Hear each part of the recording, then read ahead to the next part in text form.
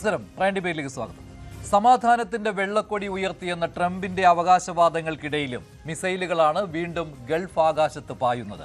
American സൈനിക കേന്ദ്രങ്ങളെ ലക്ഷ്യമിട്ട് ഇറാൻ ആക്രമണം വീണ്ടും തുടങ്ങിയതോടെ മിഡിൽ ഈസ്റ്റ് വീണ്ടും യുദ്ധത്തിന്റെ തീക്കനലിലേക്ക് വീഴുകയാണ്. ഇറാന്റെ എണ്ണക്കപ്പലുകൾ അമേരിക്ക ലക്ഷ്യമിട്ടതിന് പിന്നാലെ ആക്രമണ പ്രത്യാക്രമണങ്ങൾ അരങ്ങേറുകയാണ്. ഓരോ മിസൈലും പതിക്കുമ്പോഴും സമാധാനത്തിനുള്ള സാധ്യതകൾ കൂടുതൽ അകലുന്നു. അമേരിക്കയുടെ സൈനിക നീക്കങ്ങൾ മേഖലയെ കൂടുതൽ അസ്ഥിരമാക്കുകയാണോ, അതോ ഇറാന്റെ തിരിച്ചടികളാണോ സംഘർഷം അപകടകരമായ തലത്തിലേക്ക് ഉയർത്തുന്നത്? ഒരാക്രമണത്തിന് മറുപടിയായി മറ്റൊന്ന് എന്ന രീതിയിൽ മുന്നോട്ടു പോകുന്ന ഈ ഏറ്റുമുട്ടൽ ഒടുവിൽ നിയന്ത്രണം വിട്ട ഒരു യുദ്ധത്തിലേക്ക് എത്തുമോ? എണ്ണക്കപ്പലുകളിൽ നിന്ന് സൈനിക താവളങ്ങളിലേക്കും ഗൾഫ് കടലിൽ നിന്ന് മിഡിൽ ഈസ്റ്റിന്റെ ആകാശങ്ങളിലേക്കും വ്യാപിക്കുന്ന ഈ സംഘർഷം ലോക സമ്പദ് വ്യവസ്ഥയെയും സുരക്ഷയെയും ഒരുപോലെ ബാധിക്കുന്നതാണ്. പ്രതികാര രാഷ്ട്രീയം എവിടെ അവസാനിക്കും? സമാധാനത്തിന് ഇനി എത്ര ദൂരമുണ്ട്? അതാണ് ഇന്നത്തെ ചർച്ച. ചോദ്യം ലളിതമാണ്. വെടിനിർത്തൽ എന്നത് യഥാർത്ഥത്തിൽ ഉണ്ടായിരുന്നു. അമേരിക്കയും ഇറാനും നേർക്കുനേർ വരുമ്പോൾ അതിന്റെ വില കൊടുക്കേണ്ടി വരുന്നത് ഗൾഫ് മേഖല. എണ്ണവില കുതിക്കുമോ? ഗൾഫ് മേഖലയിലെ സുരക്ഷ തകരുമോ? ശക്തി പ്രകടനത്തിന്റെ പുതിയ അധ്യായമാണോ ഇപ്പോൾ തുറക്കപ്പെടുന്നത്? ഇന്ന് ഈ ചോദ്യങ്ങൾക്കാണ് ഉത്തരം തേടുന്നത്.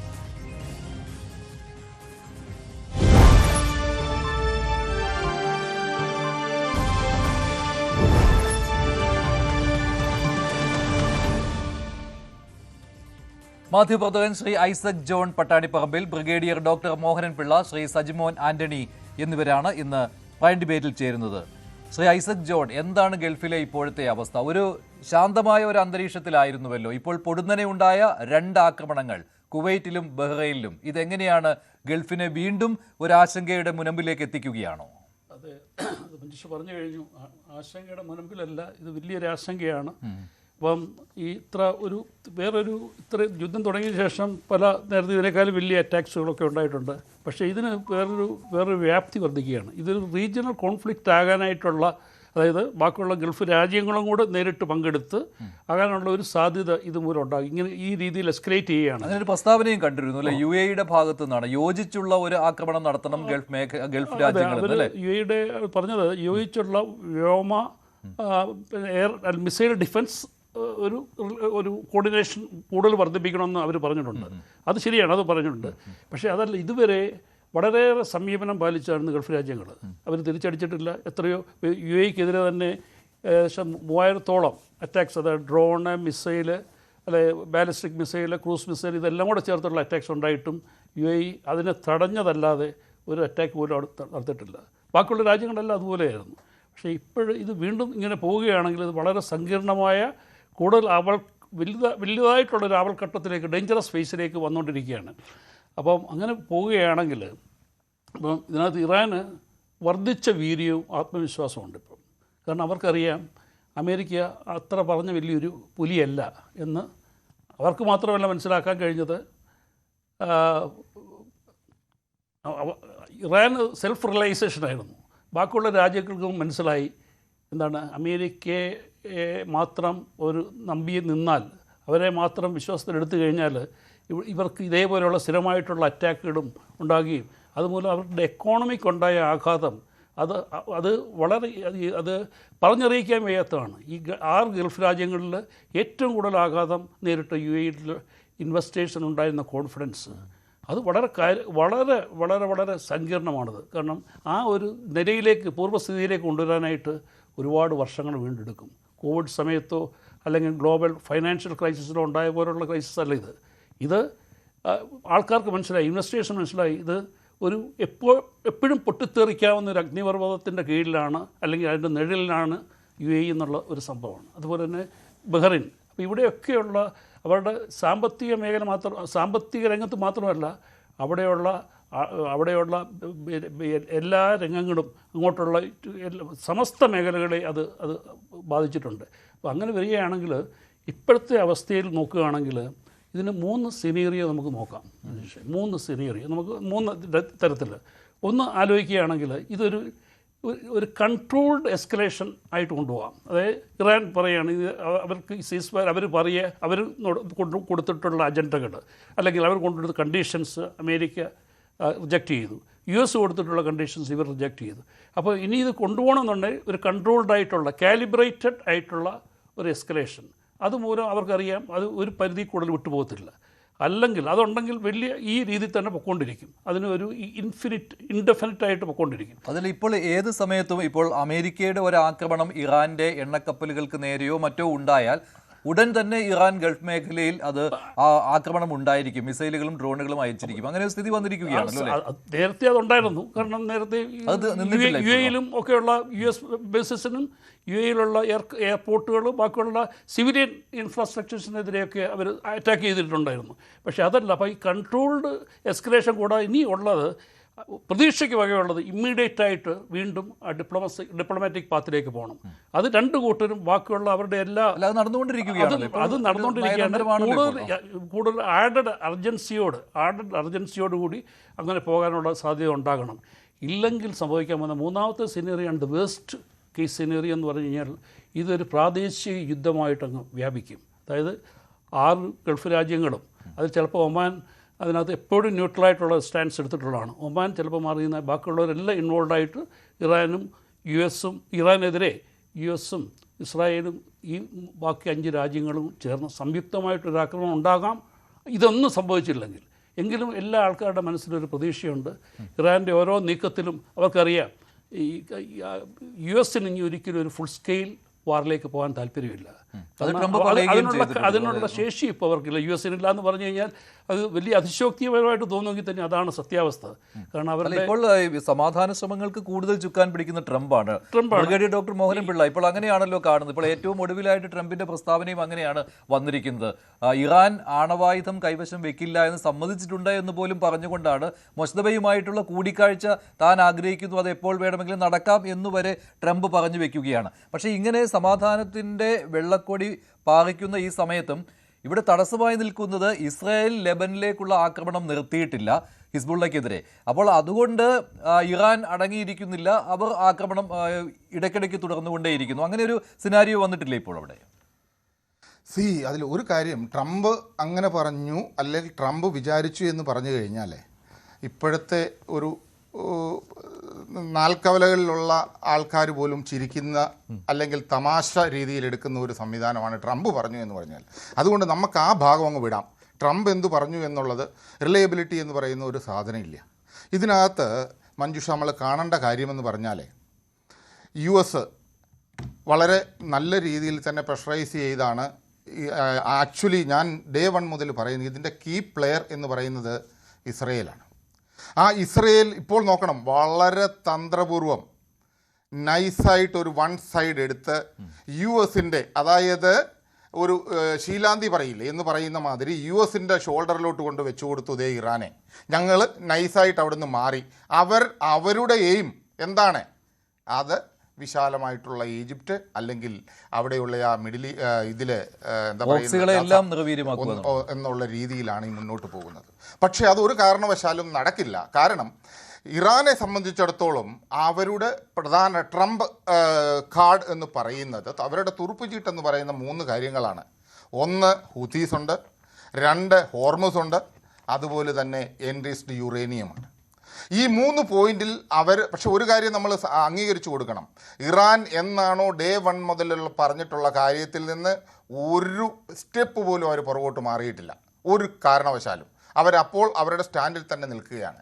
ഇപ്പം നടക്കാൻ പോകുന്നതെന്ന് ചോദിച്ചാൽ നേരെ മറിച്ച് US ആണിപ്പോൾ ഇറാൻ്റെ പുറകിന് അല്ലെങ്കിൽ മറ്റുള്ള രാജ്യങ്ങളെ പ്രഷറൈസ് ചെയ്തുകൊണ്ട് ഇതെങ്ങനെയെങ്കിലും ഒന്ന് തീർത്ത് ഈ ഊരാക്കൊടുക്കിൽ നിന്ന് തലയൂരണമെന്നുള്ള രീതിയിലാണ് US-ൻ്റെ ഈ പോക്ക്. പക്ഷേ നമ്മൾ കാണേണ്ട മറ്റൊരു കാര്യം എന്ന് പറഞ്ഞു കഴിഞ്ഞാൽ ആദ്യം മുതൽ തന്നെ കാര്യം ഇപ്പോൾ നമുക്ക് നേരത്തെ എനിക്ക് മുമ്പുള്ള പാനലിസ്റ്റ് പറഞ്ഞ പോലെ തന്നെ അതിലൊരല്പം ഡീവിയേഷൻ ഉണ്ട്. കാര്യം മിഡിൽ ഈസ്റ്റിലുള്ള രാജ്യങ്ങളെല്ലാം ചിന്തിക്കാൻ തുടങ്ങി. കാര്യം അവർക്ക് ഇൻഡിപെൻഡൻ്റ് ആയിട്ട് വലിയ മിലിറ്ററി പവറൊന്നുമുള്ള രാജ്യങ്ങളൊന്നുമല്ല, ചെറിയ ചെറിയ രാജ്യങ്ങളാണ്. അവർക്ക് US അവരുടെ എക്സ്പാൻഷൻ പോളിസി വെച്ചുകൊണ്ട് തന്നെ നിങ്ങൾക്ക് ഞങ്ങൾ ബേസ് ഞങ്ങൾക്ക് അവിടെ കാലുകുത്താനുള്ള സ്ഥലം തരുവാണെങ്കിൽ ഞങ്ങൾ പ്രൊട്ടക്റ്റ് ചെയ്തോളാം എന്നുള്ള രീതിയിൽ അവർ ഓരോ ഗൾഫ് കൺട്രീസിലും ബേസ് എടുത്തതാണ്. അതായത് US ബേസ്. ഇപ്പോൾ അവർക്ക് അത് മനസ്സിലായി.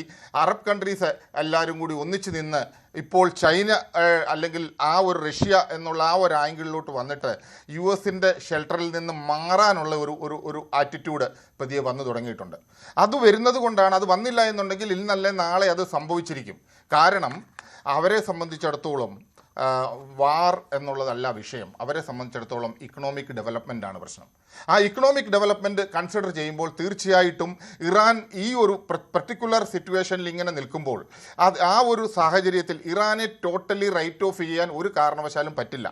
കാരണം ഈ സെക്കൻഡ് ഫേസിൽ വന്ന ഈ ഒരു ഗ്യാപ്പ് കഴിഞ്ഞിട്ട് ശരിക്കുമുള്ള മഞ്ജുഷ് പറഞ്ഞ പോലെ ശരിക്കുമുള്ള ഒരു സീസ് ഫയർ അവിടെ നടന്നിട്ടേ ഇല്ല, നമുക്ക് കൃത്യമായിട്ടറിയാം. പക്ഷേ ഇത് ശരിക്കും അഡ്വാൻറ്റേജ് കിട്ടിയിരിക്കുന്നത് ഇറാനാണെന്നേ. അതുകൊണ്ട് എന്താ പറ്റിയത്, അവരെ ഓൾറെഡി അവരുടെ ഗ്രൗണ്ടിൽ തന്നെയാണ്.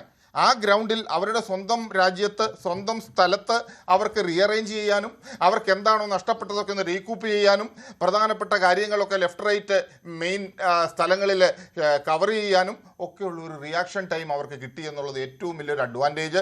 അത് US-നുള്ള ഏറ്റവും വലിയ ഡിസഡ്വാൻറ്റേജും കൂടിയാണ്. കാര്യം US-നെ സംബന്ധിച്ചിടത്തോളം അവരുടെ ബാറ്റിൽ ഫീൽഡ് എന്ന് പറയുന്ന അവരുടെ ഗ്രൗണ്ട് സോഴ്സ് എന്ന് പറയുന്നത് ഷിപ്സാണ്, ബാറ്റിൽ ഷിപ്സാണ് ബേസിക്കലി. ഈ ഷിപ്സിലൊക്കെ എന്തെങ്കിലും ചെയ്യണമെന്നുണ്ടെങ്കിൽ വീണ്ടും അത് കിലോമീറ്ററുകളോളം യാത്ര ചെയ്ത് അത് റീഫ്യൂവൽ ചെയ്തൊക്കെ തിരിച്ചു വരേണ്ടതായിട്ടുണ്ട്. നേരെ മറിച്ച് ഇറാൻ എപ്പോഴും ഗ്രൗണ്ട് സ്വന്തം സ്ഥലം അവിടെ നിന്ന് അറ്റാക്ക് ചെയ്യുവാനുള്ള ഒരു അഡ്വാൻറ്റേജ് ഉണ്ട്.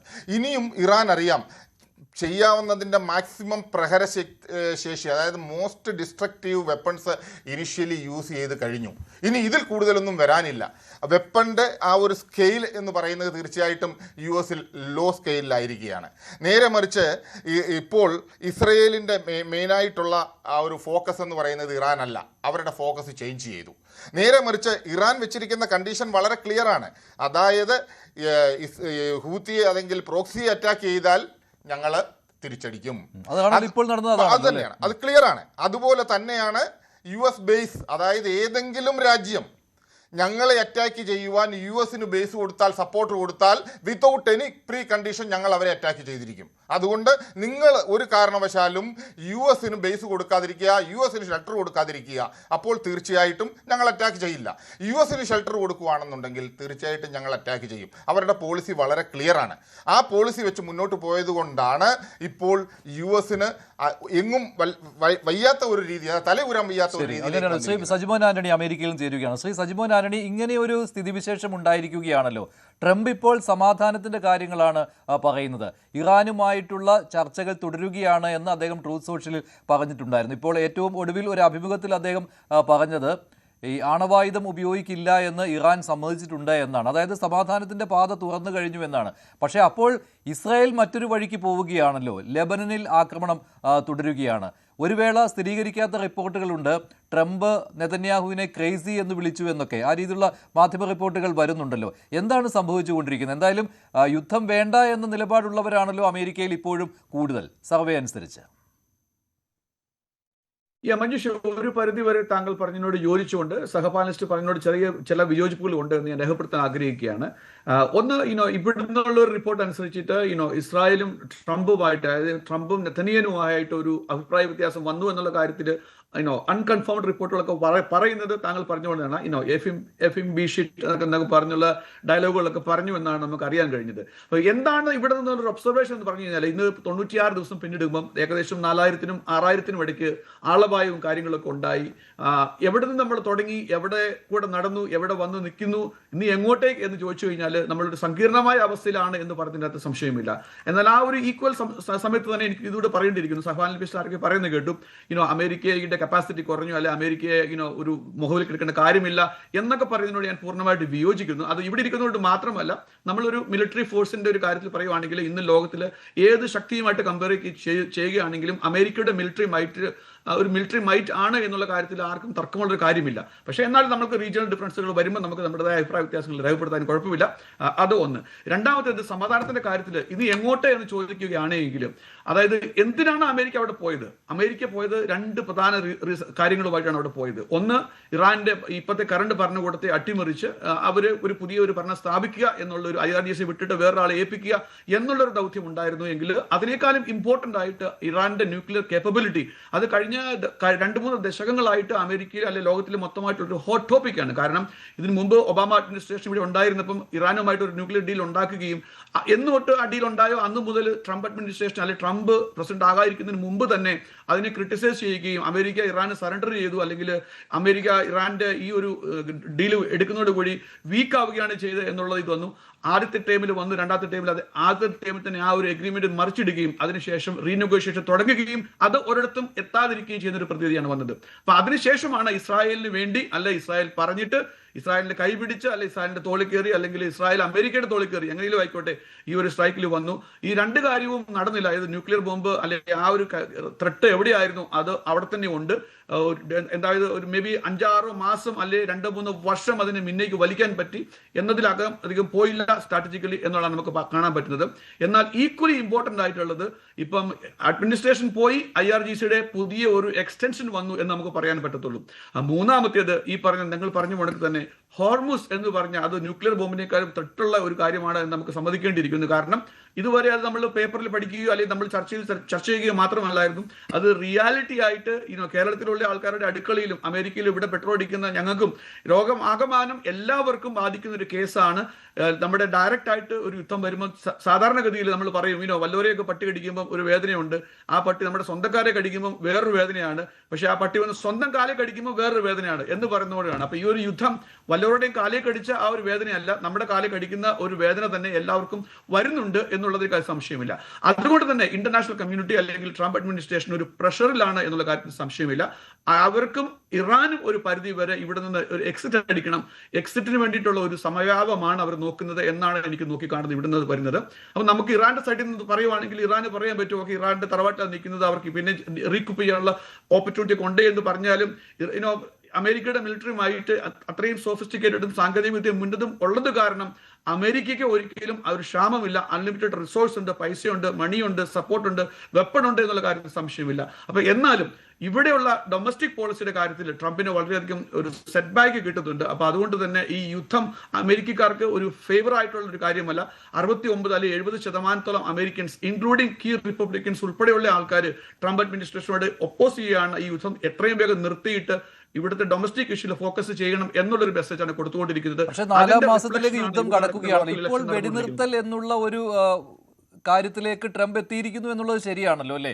ചർച്ചകൾ നടക്കുന്നുമുണ്ട് അതിനുവേണ്ടി. പക്ഷേ ഇപ്പോൾ ഈ ഗൾഫ് രാജ്യങ്ങളിലേക്ക് ഇറാൻ ആക്രമണം നടത്താൻ കാരണമായത് അമേരിക്കയുടെ ഭാഗത്തു നിന്നുണ്ടായ ഒരു ആക്രമണമാണല്ലോ. അതും സംശയമില്ലാത്ത കാര്യമാണല്ലോ അല്ലേ?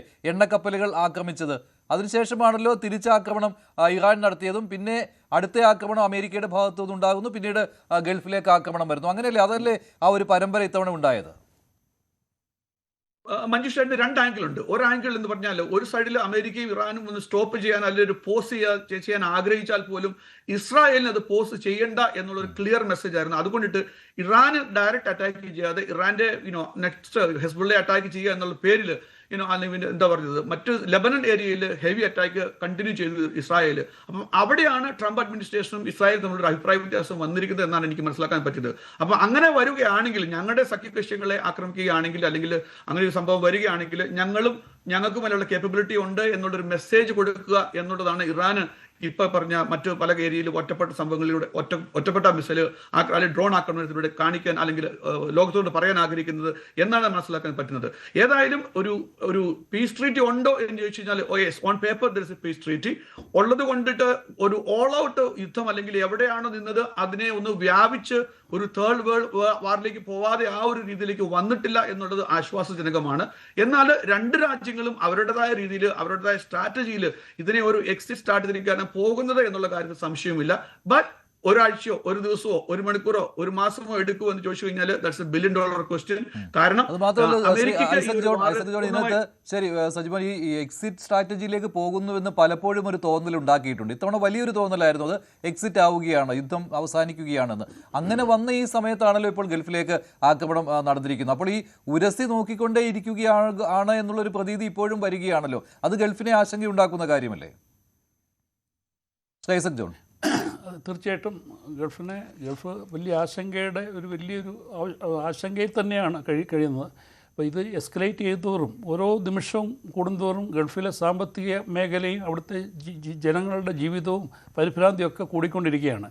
ഇപ്പം ഇപ്പോഴത്തെ അവസ്ഥയിൽ പോവുകയാണെങ്കിൽ ഹോർമൂസിൻ്റെ അതൊരു ചോക്ക് പോയിൻ്റ്, അവിടുത്തെ ഒരു സപ്ലൈ ചെയിൻ റിസപ്ഷൻ മൂലം ഇത് സെപ്റ്റംബർ വരെ തുടരുകയാണെങ്കിൽ ഓയിൽ പ്രൈസ് 150 കുറയും. അത് ഗൾഫിൻ്റെ സാമ്പത്തിക മേഖലയ്ക്ക് കുറച്ച് നല്ലതാണെങ്കിൽ തന്നെയും ബാക്കിയുള്ള രാജ്യങ്ങളെ ബാക്കിയുള്ള ലോക സമ്പദ്ഘടനയെ തന്നെ അത് തകർക്കും. $150 കൂടുകയാണെങ്കിൽ സെപ്റ്റംബർ വരെ ഹോർമൂസിലെ ആ ക്രൈസിസ് തുടരുകയാണെങ്കിൽ. ഇപ്പോഴത്തെ അവസ്ഥയിൽ ഗൾഫിലെ എല്ലാ മേഖലയും, ഇപ്പോൾ അടുത്ത കൺസ്ട്രക്ഷൻ മേഖല ഏകദേശം സ്തംഭനാവസ്ഥയുടെ വക്കിലേക്ക് വന്നുകൊണ്ടിരിക്കുകയാണ്. കാരണം അവിടത്തേക്ക് ഷിപ്മെൻറ്റ് കിട്ടുന്നില്ല. ഷിപ്മെൻറ്റ് കിട്ടാതെ വന്നു കഴിഞ്ഞാൽ പിന്നെ ഫുഡ് സ്റ്റോക്സ് ഒക്കെ ഉണ്ട് ആവശ്യത്തിനുള്ളതുകൊണ്ട്. അപ്പോൾ ഏകദേശം ബാക്കിയുള്ള വേറെ ആൾട്ടർനേറ്റ് റൂട്ട്സിൽ കൂടി വരുന്നുണ്ട്, അല്ലെങ്കിൽ എയർ മാർഗമൊക്കെ കാർഗോ മൂലം വരുന്നുണ്ട്. ഷിപ്പിൽ കൂടിയുള്ള കാര്യങ്ങളുള്ളതുകൊണ്ട് അവിടെ പല ബിസിനസ്സുകളും വലിയൊരു ക്രൈസിസിനെ നേരിട്ടുകൊണ്ടിരിക്കുകയാണ്. അതുമാത്രമല്ല ഒരുപാട് ആൾക്കാരുടെ ജോലി തന്നെ നഷ്ടപ്പെട്ടിട്ടുണ്ട്. ഞാൻ കഴിഞ്ഞ ഒരു 3 മാസത്തിനിടയിൽ ഇവിടുത്തെ ഒരു സംഖ്യ നോക്കുകയാണെങ്കിൽ ഒരുപാട് ആൾക്കാർ ഇങ്ങോട്ട് ജോലി നഷ്ടപ്പെട്ട് ഇവിടെ വന്നിട്ടുണ്ട്. ഇവിടെ ഈ കേരളത്തിൽ വന്നിട്ടുണ്ട്. ഇന്ത്യയിൽ പല സ്റ്റേറ്റുകൾക്കും നോക്കിക്കഴിഞ്ഞാൽ ഒരു ഡേറ്റ എടുത്തു കഴിഞ്ഞാൽ മനസ്സിലാക്കും എത്രമാത്രം ആൾക്കാർക്ക് ജോലി നഷ്ടപ്പെട്ടിട്ടുണ്ട്. ഈ അവസ്ഥ നീണ്ടു നിൽക്കുകയാണെങ്കിൽ ഗൾഫിനെ സംബന്ധിച്ചോളം ഇത് എത്രയും പെട്ടെന്ന് അവസാനിപ്പിക്കണം. പക്ഷേ അവരുടെ ആദ്യത്തെ ഒരു വലിയൊരു സ്വപ്നമുണ്ടായിരുന്നു, വലിയ ഉദ്ദേശമുണ്ടായിരുന്നു, ഇറാൻ ഭരണകൂടത്തെ മാറ്റുക. അതുകൊണ്ട് സ്ഥിരമായിട്ട് ആ ഭീഷണി മാറ്റാനുള്ള അത് അമേരിക്കയെ കൊടുത്തൊരാശയാണ്. അത് അമേരിക്കയ്ക്ക് നടക്കത്തില്ലെന്ന് അവർക്ക് പൂർണ്ണ ബോധ്യമായി. അവരിതൊക്കെ ശരിയാണ്, ഡീക്യാപിറ്റേഷനൊക്കെ നടത്തി ഇങ്ങനെ നേതൃത്വ നിരയെ മൊത്തം വീഴ്ത്തിയെങ്കിൽ തന്നെയും അവർ പൂർവാധികം ശക്തി പ്രാപിച്ച് ഇപ്പോഴും നിൽക്കുകയാണ്. അപ്പോൾ ഇറാന് മനസ്സിലായി ഇറാന് പിടിച്ചു നിൽക്കാനുള്ള ശേഷിയുണ്ടെന്ന് ഇറാന് സ്വയം ബോധ്യമായി. അപ്പോൾ കൂടുതൽ ആത്മവിശ്വാസവും ആത്മധൈര്യവും അവർക്ക് കിട്ടിയിട്ടുണ്ട്. അമേരിക്കയെ സംബന്ധിച്ചോളം ആണെങ്കിൽ അവർ നേരിടാൻ പോകുന്നത് അവിടുത്തെ ഇൻഫ്ലേഷന്, അവിടുത്തെ പിന്നെ ആൾക്കാരുടെ ഇടയിലുള്ള അസംതൃപ്തി, പിന്നെ അങ്ങനെയുള്ള ഒരുപാട് പ്രശ്നങ്ങൾ. അപ്പോൾ മിഡ് ടൈം ഇലക്ഷൻ വരികയാണ്. ആ ഇലക്ഷന് ട്രംപിന് മുഖം രക്ഷിക്കണം. അപ്പോൾ ട്രംപിൻ്റെ ഒരു പദ്ധതിയും, അതായത് ഗോളുകൾ ഇതൊക്കെയാണ്. ഒന്ന്, അത് റെജീം മാറ്റം, അത് നടക്കത്തില്ല എന്ന് ബോധ്യമായി.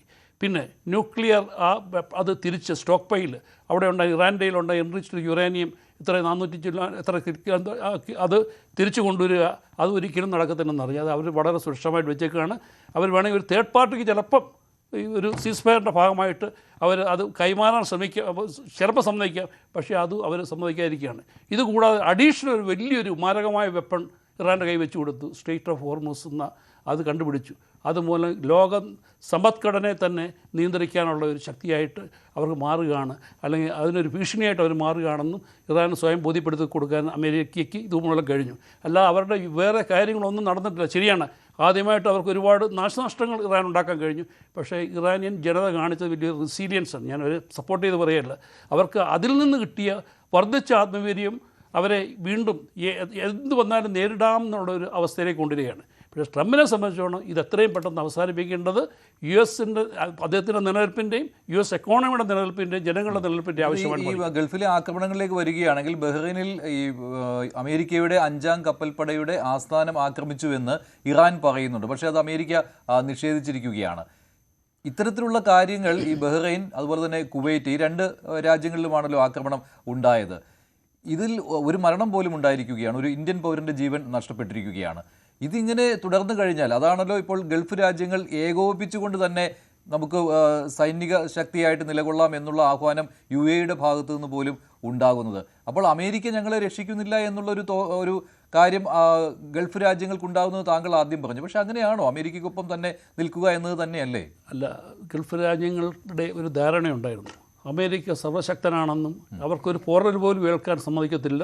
അമേരിക്കയുടെ ഇസ്രായേലിനെയും കൂടെയുള്ള കമ്പൈൻഡായിട്ടുള്ള ഒരു ശക്തി അവരെ ശരിയാണ് അവരെ പ്രൊട്ടക്റ്റ് ചെയ്തു. കാരണം അതുമൂലം അവർ കൊടുത്തേക്കുന്ന ഒരു വലിയ വിലയുണ്ട്. ഇതിലെല്ലാത്തിനും അവർ അതായത് തേർഡ് മിസൈൽ സിസ്റ്റം, അതുപോലെ തന്നെ പേട്രിയോട്ട് മിസൈൽ സിസ്റ്റം. അതെ, പേട്രിയോട്ടിന് 5 മില്യനാണ്. ഒരു പേട്രിയോട്ട് മിസൈലിന് 5 മില്യനാണ്. തേർഡ് മിസൈൽ സിസ്റ്റത്തിൻ്റെ ഒരെണ്ണത്തിന് പിന്നെ $3.5 മില്യൺ. ഇതൊക്കെയാണ് പ്രൊട്ടക്ഷൻ ഉണ്ട്. വേറെ ഇസ്രായേലും പ്രൊട്ടക്ട് ചെയ്യുന്നു. പക്ഷേ അതുകൊണ്ട് കാര്യമായില്ലല്ലോ. ഇവർക്ക് സ്റ്റെബിലിറ്റി നഷ്ടപ്പെട്ടു. അതായത് സ്റ്റേബിളായിട്ടുള്ള ഒരു എക്കോണമി അല്ലെങ്കിൽ സ്റ്റേബിളായിട്ടുള്ള ഒരു അന്തരീക്ഷം. ഇതുവരെ UAEയുടെ ഏറ്റവും വലിയ സെയിൽബിൾ എന്തായിരുന്നു? Peace, stability and security. അപ്പോൾ ഇതെല്ലാം ചോദ്യം ചെയ്യപ്പെടുകയാണ്, ചലഞ്ചഡാണ് ഇപ്പോഴത്തെ അവസ്ഥയിൽ. അതുപോലെ ബാക്കിയുള്ള രാജ്യങ്ങൾ ഇതേപോലെ നിൽക്കുകയാണെങ്കിൽ, ഇത് നീണ്ടു പോവുകയാണെങ്കിൽ അവിടുത്തെ അന്തരീക്ഷം, അവിടുത്തെ ഇൻവെസ്റ്റ്മെൻറ്റ് പിന്നെ അന്തരീക്ഷം തന്നെത്താനെ തകർന്നു കഴിഞ്ഞു. അതൊക്കെ റീക്യൂപ്പറേറ്റ് ചെയ്ത് കൊണ്ടുവരണമെന്നുണ്ടെങ്കിൽ വർഷങ്ങളെടുക്കും. അപ്പോൾ ഇപ്പോൾ ഇതിനുകൊണ്ട് ഇറാൻ കൊടുത്ത ഒരൊറ്റ വാണിംഗാണ്.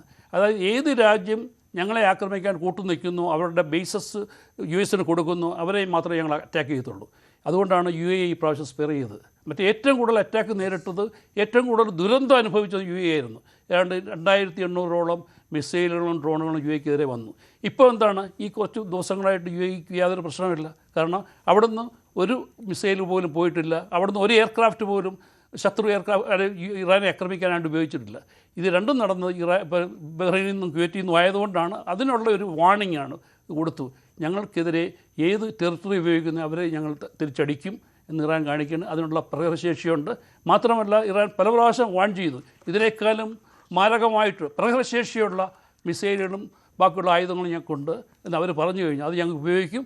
മാത്രമല്ല ചൈനയുടെയും റഷ്യയുടെയും സഹായത്തോടുകൂടി പ്രിസിഷൻ സ്ട്രൈക്കിന് വേണ്ടിയുള്ള സംവിധാനങ്ങളും ഇൻ്റലിജൻസും അവർ കൈക്കലാക്കിയിട്ടുണ്ട്. അതുകൊണ്ടാണ് അവർക്ക് കൂടുതൽ പിന്നെ മാരകമായ പ്രഹരങ്ങൾ ഏൽപ്പിക്കുവാൻ കഴിഞ്ഞത് ഈ പ്രാവശ്യം. അതായത് പ്രിസിഷൻ സ്ട്രൈക്ക് നടത്താനും ഈ അവിടെയൊക്കെ ചെന്ന് പതിച്ചിട്ടുണ്ട്. അല്ല കടലിലൊന്നുമല്ല പോയത്. നേരത്തെയൊക്കെ അവർ പകുതി മിസൈലുകളോളം അവർ പലയിടത്തായിട്ട് പോയി, അവർക്ക് അതിൻ്റെ ലക്ഷ്യസ്ഥാനത്തെത്താൻ കഴിഞ്ഞില്ല. പക്ഷേ ഇന്ന് ഉയർന്ന സാങ്കേതിക വിദ്യ അവർ കരസ്ഥമാക്കാൻ കഴിഞ്ഞു. അതൊക്കെ ഇറാൻ കൊടുക്കുന്ന ആത്മവിശ്വാസം അതാണ്.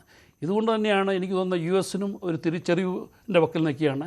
ഈ രീതിയിൽ പോയി കഴിഞ്ഞാൽ ഇത് ഇൻഡെഫിനിറ്റായിട്ട് പോകുമെന്നും ആർക്കും അതുമൂലം ഈ ഒരു അസ്ഥിരത, ഇവിടുത്തെ ഇൻസ്റ്റെബിലിറ്റി, ഗ്ലോബൽ ഇൻസ്റ്റെബിലിറ്റി ഇങ്ങനെ ഒരു ഇൻഡെഫിനിറ്റായിട്ട് തുടരുമെന്നും ഉള്ളൊരു ബോധം US-ലുള്ള ജനങ്ങൾക്കെല്ലാം അറിയാം. ട്രംപിനെതിരെയുള്ള ജനരോഷം വർദ്ധിച്ചുകൊണ്ടിരിക്കുകയാണ്. അതുപോലെ തന്നെ US കോൺഗ്രസ്സിൽ അദ്ദേഹം ഇനി നേരിടാൻ പോകുന്ന വലിയ വെല്ലുവിളികളാണ്. അപ്പോൾ എത്രയും പെട്ടെന്ന് തീർക്കേണ്ടതിൻ്റെ ഒരു കാര്യം ഇന്ന് ഇറാനല്ല, അമേരിക്കയാണ്. The God is in America's court. ശരി, ശ്രീ മോഹനപിള്ള, താങ്കൾ നേരത്തെ പറഞ്ഞതിനെ ശ്രീ സജിമോൻ ആന്റണി ഇവിടെ ഖണ്ഡിച്ചിരുന്നു. കാരണം ഈ സൈനിക ശക്തിയുടെ കാര്യത്തിൽ അമേരിക്കയ്ക്ക് അങ്ങനെ സൈനിക ശക്തിയുടെ കാര്യത്തിൽ ഒരിക്കലും ഒരു പിന്നോട്ട് പോക്ക് ഉണ്ടാവുകയില്ല. പക്ഷേ അമേരിക്കയിൽ വർദ്ധിച്ചു വരുന്ന ജനരോഷം ഒരു കാരണമായിട്ടുണ്ട്. ഇത് ഒരു യുദ്ധത്തിൽ നിന്ന് മാറാം എന്നുള്ള ഒരു തീരുമാനത്തിലേക്ക് വന്നിട്ടുണ്ട് ട്രംപ്, ഇല്ലേ? അതുകൊണ്ടാണല്ലോ ഈ പ്രസ്താവനകളും വരുന്നത്. താങ്കൾ പറയുന്നു പക്ഷേ പ്രസ്താവനകളെ മുഖവിലേക്ക് എടുക്കേണ്ട എന്നാണ്. പക്ഷേ സൈനിക ശക്തിയുടെ കാര്യത്തിൽ വില കുറച്ച് കാണാൻ പറ്റില്ല.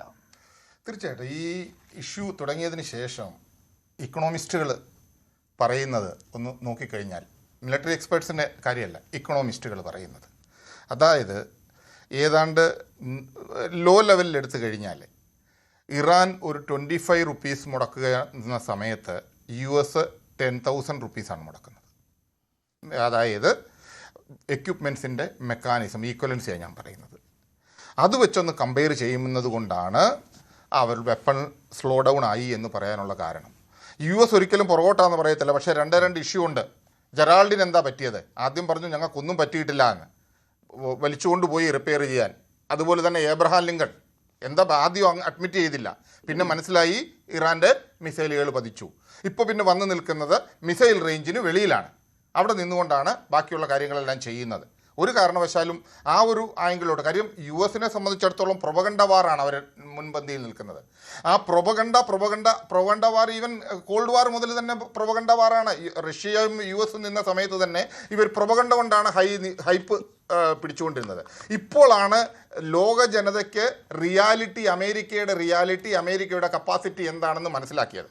പക്ഷേ സ്വാഭാവികമായിട്ടും എൻ്റെ ഭാരതം എന്ന് പറഞ്ഞു കഴിഞ്ഞാൽ ഭാരതത്തിന് കഴിവ് കുറവ് എന്ന് ഞാൻ ഒരിക്കലും അഡ്മിറ്റ് ചെയ്യില്ല. അതുകൊണ്ട് തന്നെ ആയിരിക്കാം നമ്മളുടെ സഹപാനലിസ്റ്റ് ആ ഒരു സ്റ്റേറ്റിൽ നിന്നുകൊണ്ട് ആ രാജ്യത്തെ ഒരിക്കലും കുറ്റം പറയാൻ പറ്റില്ല. പക്ഷേ ഉദാഹരണം പറഞ്ഞത് വളരെ കറക്റ്റാണ്. കാരണം സ്വന്തം കാലിൽ കടിക്കുമ്പോൾ മാത്രമേ അതറിയൂ, വേദന അറിയൂ. വളരെ കറക്റ്റാണ്. കാരണം കടിക്കുമെന്നറിഞ്ഞതുകൊണ്ട് കാലുകൊണ്ട് വെച്ചു കൊടുത്തു. അതാണ് ഇവിടെ നടന്നത്. അപ്പോൾ പിന്നെ വേദന അനുഭവിക്കുകയല്ലാതെ വേറെ വഴിയൊന്നുമില്ല. അത് അനുഭവിച്ചേ പറ്റുള്ളൂ. ഇതിൽ ഇന്ത്യയെ സംബന്ധിച്ചിടത്തോളം എന്താണെന്ന് ചോദിച്ചു കഴിഞ്ഞാൽ, ഇന്ത്യക്ക് ബേസിക്കലി രണ്ട് രീതിയിലുള്ള പ്രോബ്ലംസാണ്. ഒന്ന് ഇക്കണോമിക്കലി, ഈ ഓയിൽ നമുക്കറിയാവുന്നതാണ്. രണ്ടാമത് ഡയസ്പോറ, അതായത് പോപ്പുലേഷൻ ഏറ്റവും കൂടുതൽ മിഡിൽ ഈസ്റ്റിൽ ജോലി ചെയ്യുന്ന ഇന്ത്യക്കാരാണ്. അപ്പം ഈ ഒരു മേജർ ഇഷ്യൂ വരുവാണെങ്കിൽ അവരെ ഒന്ന് ഇവാക്വേഷനും അതുപോലെ തന്നെ അവരുടെ ജോലി നഷ്ടപ്പെട്ട് തിരിച്ചു വന്നാലുള്ള ഒരു അവസരവും, ഇങ്ങനെയുള്ള അവസ്ഥ കമ്പയർ ചെയ്യുമ്പോൾ നല്ല രീതിയിൽ ഇത് അഫക്റ്റ് ചെയ്യാൻ പോകുന്നത് ഇന്ത്യയായിരിക്കും. പക്ഷേ ആ ഒരു ലെവലിലോട്ട് വരും എന്ന് ഞാൻ ഒരിക്കലും പ്രതീക്ഷിക്കുന്നില്ല. കാരണം എന്നാണെന്ന് ചോദിച്ചാൽ ഇന്ത്യയെ സംബന്ധിച്ചിടത്തോളം ഇതിനകത്ത് ഇപ്പം വരാനുള്ളത് കാര്യം ഇന്ത്യക്ക് ഇപ്പോൾ ഒരു ഗോൾഡൻ ടൈം എന്ന് പറയാം. കാര്യം ഇതുവരെയും അസിം മുനീറാണ് അല്ലെങ്കിൽ പാകിസ്ഥാനാണ് ഇതിന് ഇനിഷ്യേറ്റീവ് എടുത്തിട്ടുള്ളത്. ഇപ്പോൾ തീർച്ചയായിട്ടും ലോകം കാണുന്നത് മൂന്ന് രാജ്യങ്ങളാണ്. ഇതൊന്ന് നോർമലൈസ് ചെയ്യണമെങ്കിൽ റഷ്യ, ചൈന, ഇന്ത്യ. ഈ 3 രാജ്യങ്ങൾ ഇനിഷ്യേറ്റീവ് എടുത്താൽ ഇത് ഒരു നോർമലൈസ് ചെയ്യാൻ പറ്റും. എങ്ങനെ? ചൈനയെ സംബന്ധിച്ചിടത്തോളം ചൈന വളരെ ക്ലിയർ ആയിട്ട്, അതായത് US-ൻ്റെ ഒരു തിട്ടൂരവും അംഗീകരിക്കാതെ ഇറാനിൽ നിന്ന് അവർ ഓയിൽ കൊണ്ടുവരുന്നുണ്ട്. അപ്പോൾ തീർച്ചയായിട്ടും അവർ പറയുകയാണ് US-ൻ്റെ അടുക്കൽ തീർച്ചയായിട്ടും അവരവരുടെ പോളിസി മുന്നോട്ട് വെക്കുന്നു. China, we will get it, ഞങ്ങൾ കൊണ്ടുവരും ഓയിൽ, മാക്സിമം ഓയിൽ കൊണ്ടുവരും. പക്ഷേ ആ ഒരു രീതിയിലൂടെ ഞങ്ങൾ ഇറാനെ പറഞ്ഞു മനസ്സിലാക്കാം ഒരു ഓപ്ഷൻ, അതായത് നെഗോഷിയേഷൻ ടേബിളിലോട്ട് കൊണ്ടുവരാൻ പറ്റും എന്നുള്ളൊരു കൺസെപ്റ്റ് ഉണ്ട്. റഷ്യയെ സംബന്ധിച്ചിടത്തോളം അങ്ങനെ തന്നെയാണ്. റഷ്യ ഒരു ലോ ലെവൽ പ്രോക്സി വാറിനൊന്നും ആരും എതിരല്ല. ഇതിൻ്റെ ഗ്രൗണ്ട് റിയാലിറ്റി വരുന്നത് എന്താണെന്ന് ചോദിച്ചു കഴിഞ്ഞാൽ അൾട്ടിമേറ്റ്ലി ഇത് പെർമനൻ്റ് ആയിട്ട് അങ്ങ് സീസ് ഫയർ ആവില്ല ഒരു കാരണവശാലും. കാര്യം ഈ പ്രോക്സികൾ ഉള്ളിടത്തോളം കാലം ഒരു ഇതുപോലെയുള്ള ഒരു മേജർ അറ്റാക്ക് ഉണ്ടാവില്ല ഒരു പ്രത്യേക രീതിയിൽ. പക്ഷേ പ്രോക്സികളുടെ സാന്നിധ്യവും ഇടയ്ക്കിടെയുള്ള ഒരു അറ്റാക്കുകളും തീർച്ചയായിട്ടും നമുക്ക് പ്രതീക്ഷിക്കാൻ പറ്റും.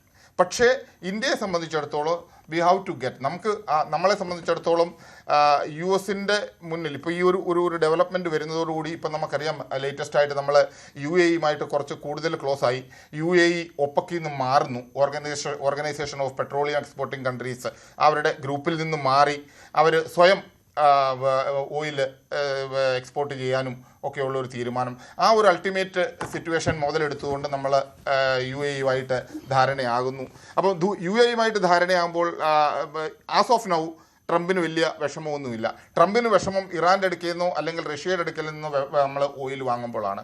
അല്ല എന്നുണ്ടെങ്കിൽ വെനിസ്വേലൻ ഓയിൽ ഇവിടെ കൊണ്ടുവരണം. നമ്മൾ ഏത് രീതിയിൽ വന്നു കഴിഞ്ഞാലും ഇതിൻ്റെ അൾട്ടിമേറ്റ് റിസൾട്ട് എന്ന് പറയുന്നത് ഈ യുദ്ധം കൊണ്ട് ഉണ്ടായിരിക്കുന്നത് ലോകത്ത് ക്ഷാമം അല്ലെങ്കിൽ റിസഷൻ. ഇതാണ് അൾട്ടിമേറ്റ് വന്നിരിക്കുന്ന ഈ ഒരു ലോകത്തുണ്ടായിരിക്കുന്ന ക്ഷാമം എന്നുള്ളതാണ്. അതാണ് വരാൻ പോകുന്നത്. ഇപ്പോൾ അല്ലെങ്കിൽ പോലും സമീപ ഭാവിയിൽ ഇതിൻ്റെ റിസൾട്ട് ലോക ജനത മൊത്തം അനുഭവിച്ച് ഉണ്ടായിക്കൊണ്ടിരിക്കുകയാണ്, തുടങ്ങിക്കഴിഞ്ഞു. തീർച്ചയായിട്ടും അതാണ് ഈ യുദ്ധത്തിന്റെ അൾട്ടിമേറ്റ് ആയിട്ട് വന്നിട്ടുള്ളത്.